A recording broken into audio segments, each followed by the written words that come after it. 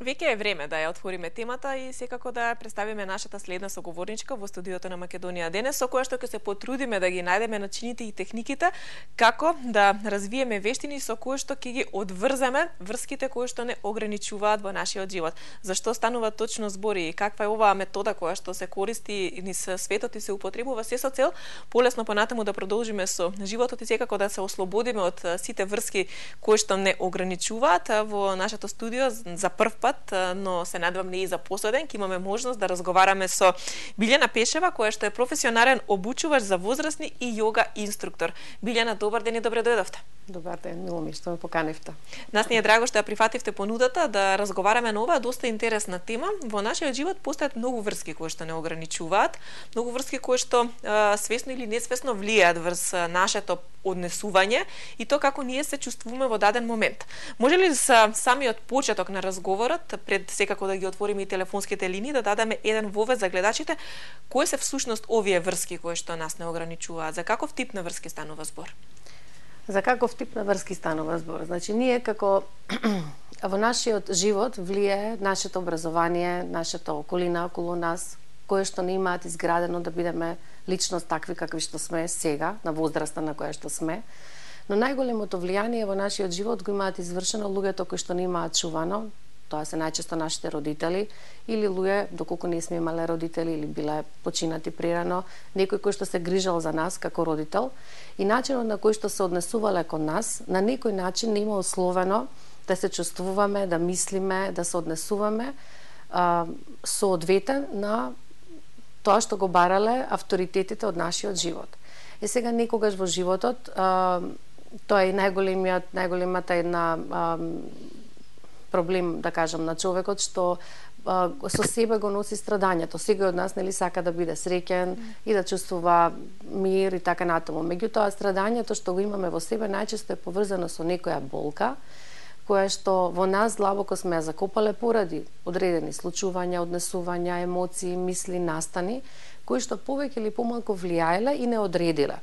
Кога зборуваме за одврзување на врските, зборуваме првично за одврзување на врските оние кои што ни го ословуваат, како што рекав, однесувањето, мислењето и чувствувањето од најблиските, од родителите.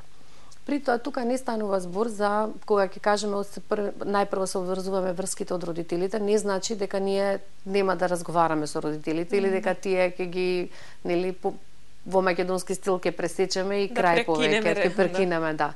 Туку станува збор за ослободување од оној товар кој што ние наметнат или самите си го наметнуваме во комуникацијата, ослободување од емоционално ослободување од некои внатрешни притисоци што ги имаме, енергетски блокади, предизвикани поради некоја траума која што може да биде поголема или помала, или во зависност од животната фамилиарна ситуација. И на тој начин поавтентично функционираме и делуваме со нашите родители првично, а потоа и со било кој друг човек од кој што чувствуваме дека сме врзани или дека нас не врзува. Колку сме ние свесни за влијанието и присуството на овој тип на врски во нашиот живот? Кој е оној момент кој што не освестува дека ние реагираме така и ние се чувствуваме така поради дадени релации? Моментот го спомнав, тоа е страдањето над кој што секој од нас го има, болката што ја чувствува, кога се наоѓаме во некој тежок период во животот, тогаш ги преиспитуваме своите животни ставови, преиспитуваме мислите, емоциите, преиспитуваме што ни се случува и обично во такви моменти донесуваме одлука да се погрижиме за себе за да ни биде подобро. Се разбира, освен кога сме во големо страдање, исто така голема пресвртница во животот на секој човек може да биде и голема љубов, например. Значи, кога има огромен наплив на емоции и потреба да ние нешто смениме во врска со тоа. Така да, тие се некои, да речеме, иницијални моменти кога секој од нас тргнува, но во принцип ние сите не сме имале толку травматични детства. Нели, претежно нашите нели, генерално сега зборувам, со исклучоци, оние искуства што сме ги имале во детството се најчесто поврзани со одредени однесувања што родителите ги барале од нас, а нашиот темперамент и карактер не го сакал тоа и тоа ни предизвикало некое потиснување, некоја застаната болка или емоција и всушност со самата оваа техника, преку техниката што ја ја правам и што нели ја промовирам на некој начин, е одврзување од таков тип, од тие болки и страдања, за да ние бидеме посрекни и поавтентични, повеќе полни со енергија.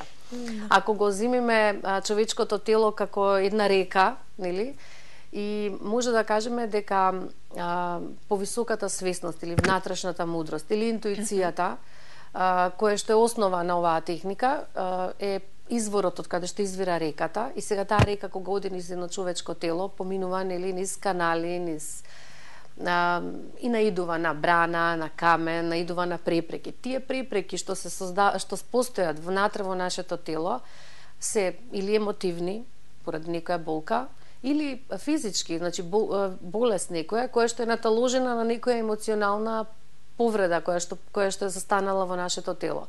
Преку техниката полека ги оттргаме тие пречки, тие брани, тие камења кои што ги имаме ставено внатре во нас, за да може непречено да ни функционира целата енергија на ментално, на емоционално и на физичко поле. Станува збор за техника која што е врз основите на психотерапевтот од школата на Јунг и Ериксон, станува збор за Филис Кристал, доста позната техника ширум светот која што се применува токму во овој проблем кој што го имаме, секако раскинувањето на, односно одврзувањето на врските кои што не спречуваат и не ограничуваат во нашата реализација и во нашиот живот. Која е Филис Кристал? Од каде вие се запознавте со неа и зошто токму таа незина метода веќе изминатите 5 години успевате да ја пренесувате овде кај нас? Ќе почнам од која е Филис Кристал. Филис Кристал е родена 1918 година, значи почина на 102 годишна возраст. Таа е во некаде во 50-тите години во минатиот век започнува да експериментира заедно со една незина пријателка, тие двете се психотерапевти, и работат на техники, откривање на методи како да им се помогне на луѓето без да се подпрат на некој надворешен извор на сигурност, на некој учител, на некој психолог, на некој гуру, туку изворот на сигурност да го најдат внатре, луѓето да го најдат внатре во себе, во тоа што таа го нарекува повисоката свесност или поголемата мудрост или интуицијата, еве како што ви велам. Работејќи на оваа техника, таа се среќава истражувајќи покасно, оди во Непал или во Бурма, каде што учи техника на будно сонување. И исто така покасно на незина 58 годишна возраст доаѓа во Индија, се среќава со незиниот духовен учител Саи Баба, каде што на некој начин водството и понатамошната незино промоција на незината техника и сите книги кои што ги има во текот на тој период напишано се инспирирани од самата теорија на Јунг и Ериксон како психолози и од учењето на Саи Баба и контактот што го имала лично со него. И сега јас имам сретнато лично во 2001 година, таа беше тука во Македонија, имаше еден семинар направено по приватна покана на Ели Диновска во тој период. Имам сретнато исто така видено неколку пати во Индија, во ашрамот на Саи Баба, каде што сум била и јас присутна. А самата техника, уште пред да знам за сето ова, ја имам приметнено на една од психотерапевтските групи кои што во тој период одев во периодот на мојот факултет, да кажеме, кога дојде еден психолог тука и ја правеше целата оваа техника за време на еден викенд, и за мене беше навистина големо откровение на некои 20 на години. Искуствата, визиите и одврзувањето што го доживеав тогаш влијаеше покасно и ме одреди на некој начин покасно во животот да превземам разни чекори и да се ослободам на некој начин од некои врски што многу ме притиска во тој период. Средбата со Филис Кристал во незината подоснежна, подлабока старост, жена која што доживела на висина длабока старост, 102 години, има ли влијание од врзувањето, од врските, начинот од живење, дали таа применувала јога, истото она што и вие го применувате, каков бил незиниот начин на живот? Незиниот начин на живот бил многу поздрав од нашиот, значи таа беше посветена на незината работа. Може да замислите на возраст од 92 години се сели од Америка, бидејќи во Америка базично живеела цел живот, се сели во Швајцарија за да ја промовира и шири оваа техника. На 95 5 години повторно се сели во Германија, каде што и формира, нели, организации каде што ги води, кои што под нејзино влијание, под нејзино дејство се шири оваа нејзина метода. Така да таа беше многу инспиративен пример. Лично имам видено, она дојде тука, имаше 89 години и бликаше со енергија. Начинот на кој што се исхрануваше, начинот на кој што живееше и огромната посветеност што имаше кон нејзиниот духовен учител Сајбаба, навистина беше инспирација која што ретко се гледа и многу сум стрекна што сум можела во живот да го видам тоа, навистина ретко се гледа тоа. Така да тоа од прилика за нејза како личност. А која е основата на незината техника, техниката која што и вие ја применувате? Незината техника се заснова на она кој што Јунг и Ериксон го работат во почетокот на минатиот век, каде што велат дека во секој еден човек од нас постои, сите ние всушност сме составени кога зборуваме за умот, има два дела. Едниот дел е свесниот ум, кој што се занимава со сега и овде, се занимава со рационалниот начин на справување со работите, поставување на цели, исполнување на целите, додека поголемиот дел од нас е несвесниот дел, несвесниот ум, и тоа е како една санта лед, горе над морето се гледа, нели, врвот на сантата лед, а под морето се наоѓа една голем дел кој што е нашето несвесно. Во тоа несвесно се наоѓа индивидуалното несвесно, кое што е составено од нашите лични искуства кои што сме ги имале како деца потиснати, како деца, како повозрастни, нели, зависи која возраст сме сега, нашите емоции, тоа што ни се случувало, некои случаи, тоа е се потиснато и не одредило да се однесуваме вака како што сега се однесуваме, на несвесен начин.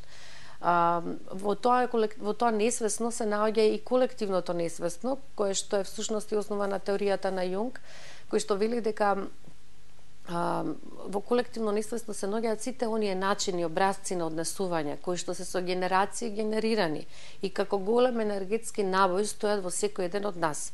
И сега замислете една девојка која што немала мајка, растела, да речеме, само со машко присуство, кога раѓа дете, таа во истиот момент знае како се однесува една мајка кон дете.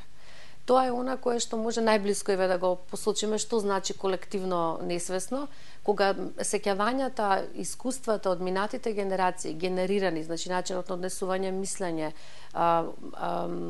емоциите кои што некоја одредена појава ја пратат, се поврзани и се манифестираат преку нас. Тоа го имаме собрано со текот на годините.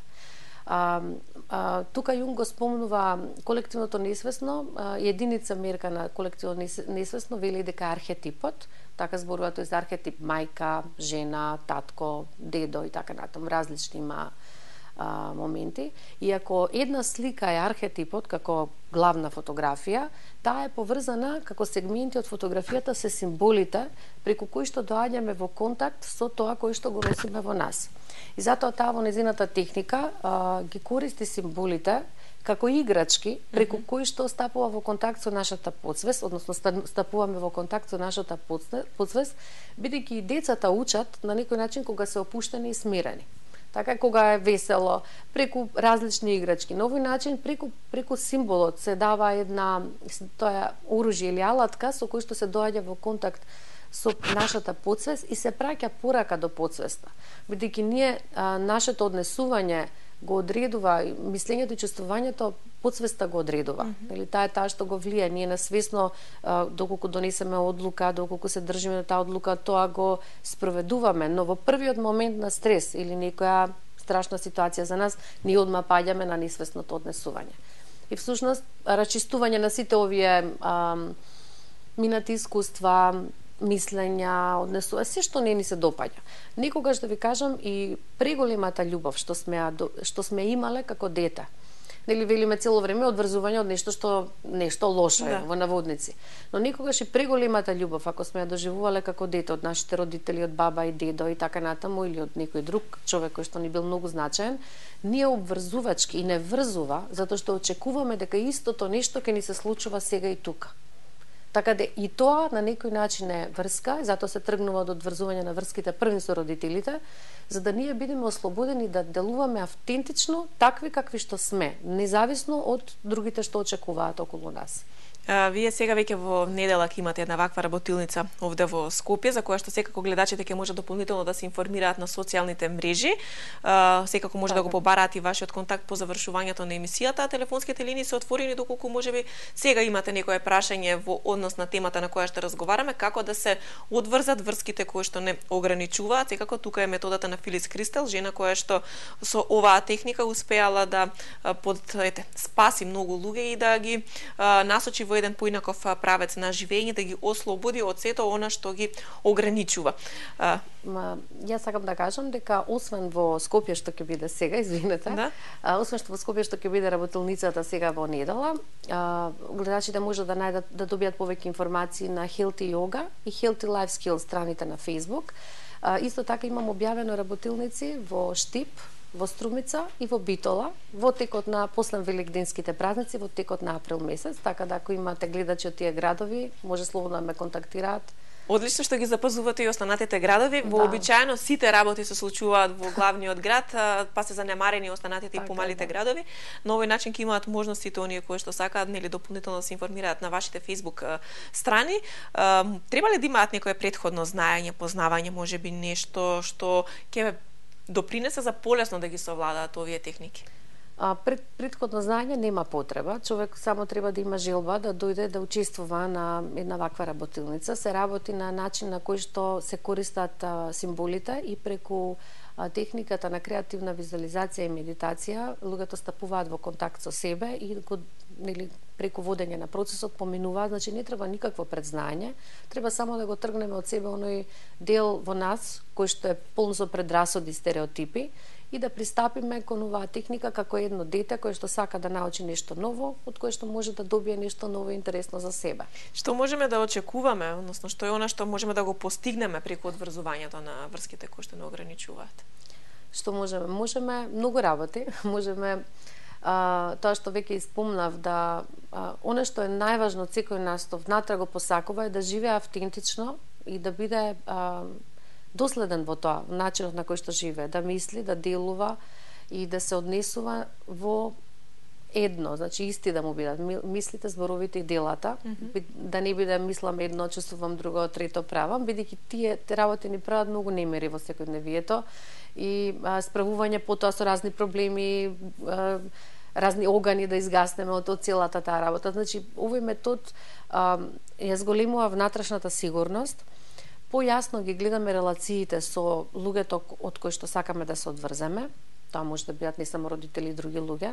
Исто така, бидејќи методата нуди начини како да се одврземе од некои своји аспекти што ги имаме, што не ни се допаѓаат, ни дава поголем увид во релациите кои што ги имаме, чувство на внатрешна смиреност и автентично и баш исполнето живење. Можеби луѓето ќе се запраша дали треба таму да соопштат од кои врски тие се одврзуваат, колку ќе се сочува нели дискрецијата, што е тоа што нив им попречува, дали имаат луѓето храброст и слобода и дали се подготвени да се одврзат од врските. Значи не станува збор за таков тип на сеанси. Значи јас не сум психотерапевт по професија, тоа морам да кажам, туку сум економист. Но имам долго време учествувано во разни едукации групи кои што се со психолошка основа, па имам познавање од тоа што значи такво отварање. Станува збор за индивидуална работа на себе, во кој што на крајот, доколку сакаат, луѓето може да споделат, доколку не сакаат, исто така е во ред. Битно е да знаеме дека секој доживува свое индивидуално искуство. Сите ние си имаме свои приказни од своите фамилии што си ги носиме, свои болки, страдања, успеси и падови. И кога сами со себе ќе бидеме во мир, полесно ни е да слушнеме и да препознаеме во другите што им се случува и да ги прифатиме другите случувања. Начинот на кој што ги водам овие медитации е многу сличен со начинот на кој што ги водам и јога часовите, да кажеме, бидејќи сум исто нели јога инструктор, каде што освен на физичкото тело, преку јога асаните човекот доживува некој внатрешно вадење на тензиите од телото и внатрешно ослободување. насоката, мојата насока е дека и емоционално се празниме преку медитациите, водените медитации, каде што се со насока, а преку техниките на дишење учиме како подобро да го живееме животот, да се осеќаме подобро и полни со енергија, бидејќи тоа е целта на секој од нас.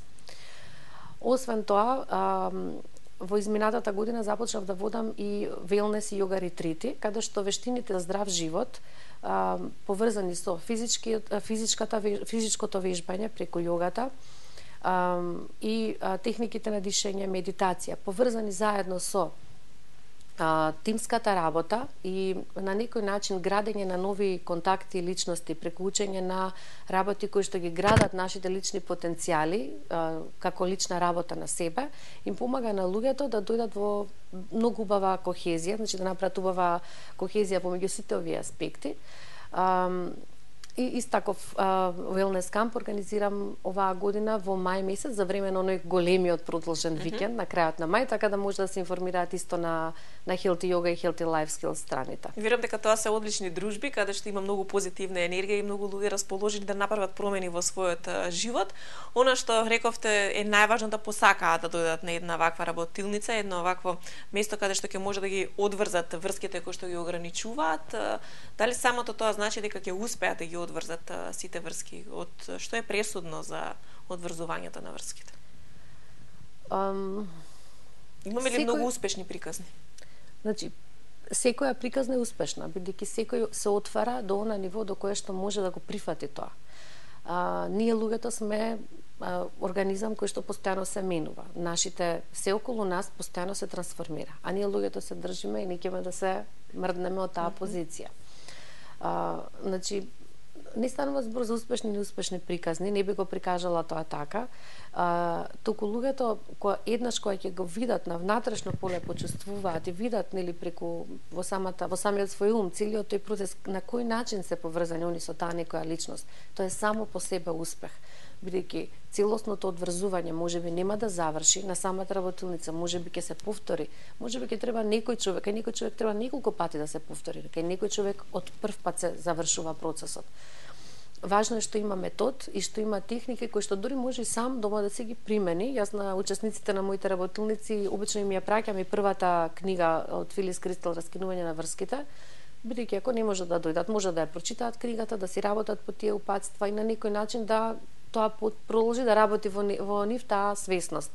Не постои илузија дека ние можеме вака да се смениме. Сега сакам да во истиот момент.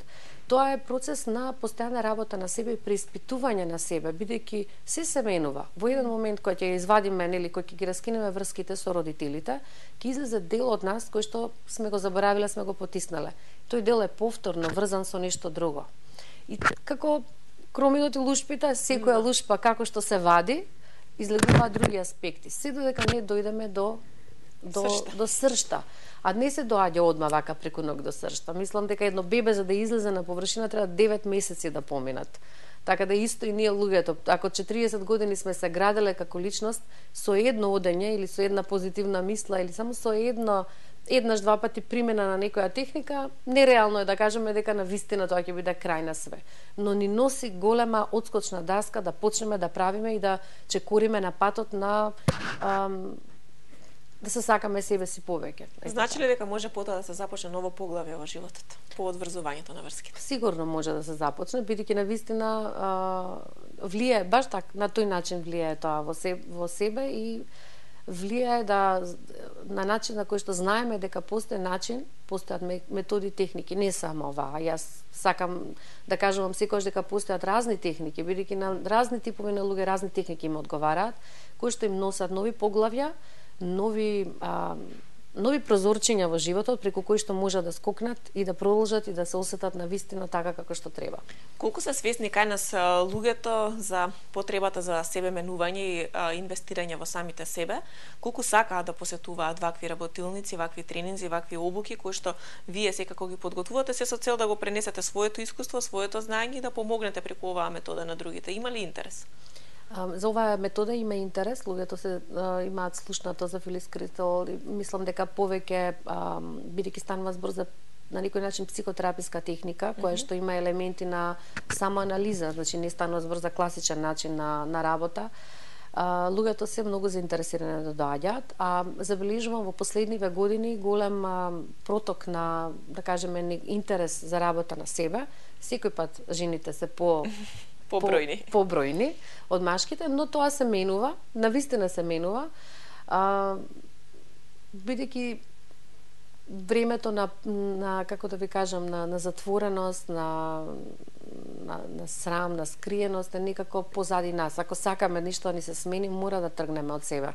Одговорноста за да ни се смени нешто во животот лежи само во нас. Во моментот кој ќе ги раскинеме врските од родителите или од некој човек кој што не контролира, шеф на работа или ние некого контролираме, ние ја превземаме одговорноста за тоа што ни се случува. Бидејќи за се што ни се случува, првин сме ние, потоа некој друг е одговорен за тоа. А никогаш не е доцна за промени, така што овие работилници се подеднакво отворени и за младите и за возрастните, и оние во длабоката старост кои што сакаат да го поминат и остатокот од животот во мир, во хармонија со самите себе и со она што нив лично ги прави среќни, а сите сме различни, така што веројатно и сите различни работи не прават среќни. Така е, точно. Најважно е да работиме на својата среќа. Вас лично многу ви помогна оваа метода? Во начинот на кој што вие сега живеете и функционирате?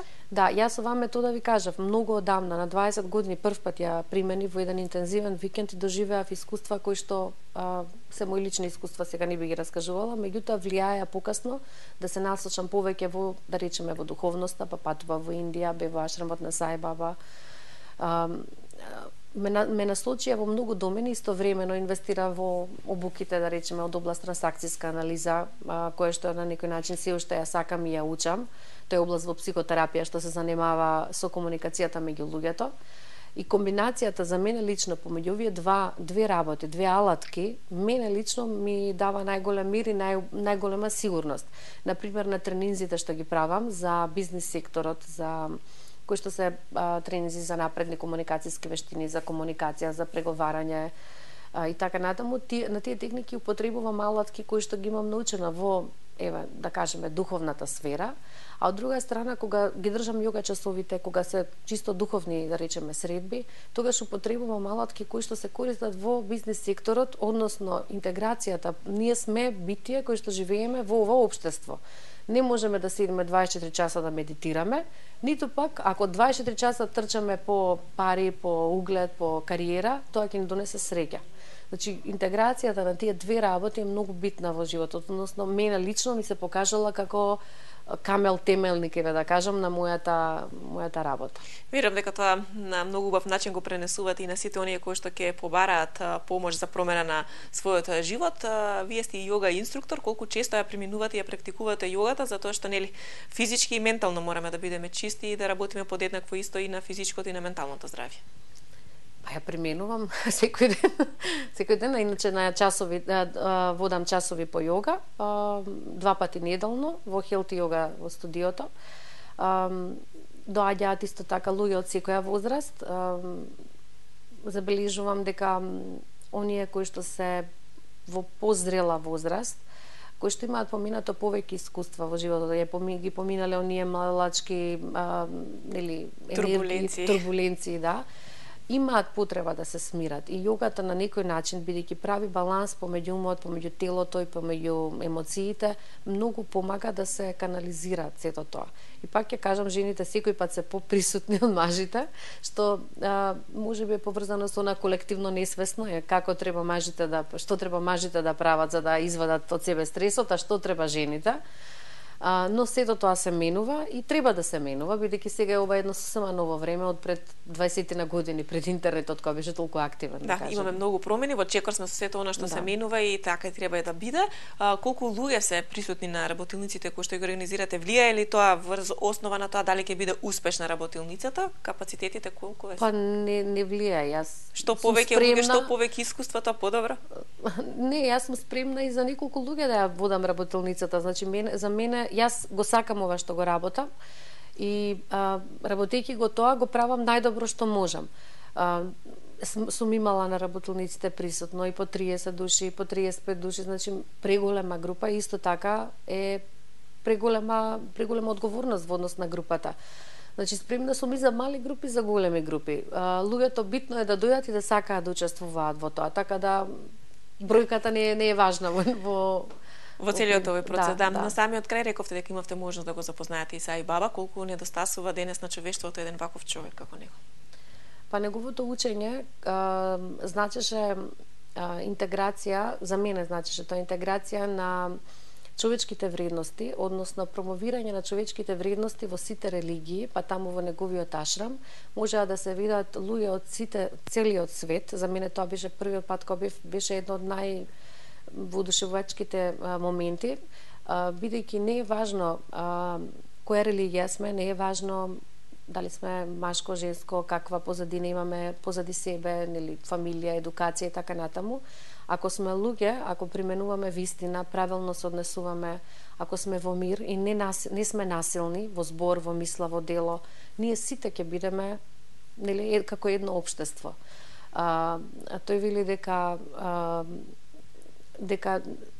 Бог се нарекува, значи различните имиња на Бог всушност се само една единствена енергија. Не станува збор за тоа дека различна е нели во една религија или во друга религија. Меѓутоа сепак луѓето секој индивидуално тоа го сваќа, бидејќи некои се порелигиозни, некои не се религиозни и така.